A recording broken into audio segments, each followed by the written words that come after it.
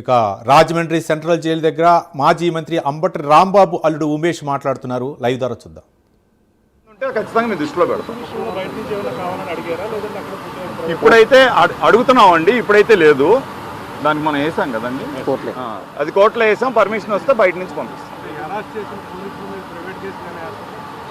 ఏంటంటే నేనంటుంది పోలీసుల మీద కాదండి, ఎవరైతే ఇళ్ళ మీదకి వచ్చారో.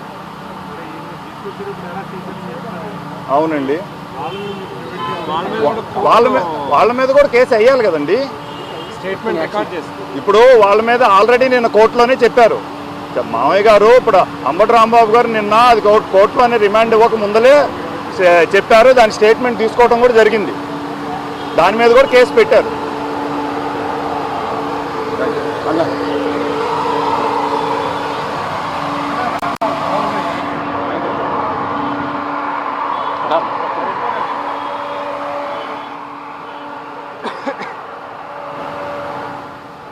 పత్రికా సోదరులందరికీ ఒక నిమిషం ఆగుదాం అన్న.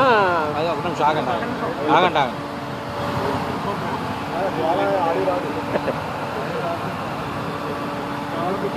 ఆయనకి వచ్చేస్తుంది, రిసీవర్ ఉంది కదా.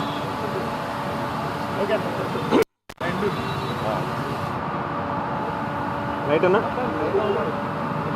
పత్రికా సోదరులందరికీ హృదయపూర్వకమైనటువంటి నమస్కారాలు. బహుశా ఒక రకంగా చంద్రబాబు నాయుడు గారికి థ్యాంక్స్ చెప్పాలేమో. కారణం ఏంటంటే చాలామంది ఇంటి పట్టునే ఉండేటటువంటి వాళ్ళు కానీ, లేకపోతే వారి వ్యక్తిగత పనుల్లో వ్యాపారాల్లోనో నిమగ్నం అయ్యేటటువంటి వాళ్ళని వీళ్ళ అంబటి రాంబాబు గారి పెద్దల్లుడు అయినటువంటి ఉపేష్ గారు, ఆయన తాలూకా ఆవేదన ప్రతి మాటలోని కూడా మనకు చాలా స్పష్టంగా అర్థమవుతాం. వారి తనయురాలు కూడా నిన్నటి రోజు మాట్లాడినటువంటి మాటలు కూడా మనం చూసాం.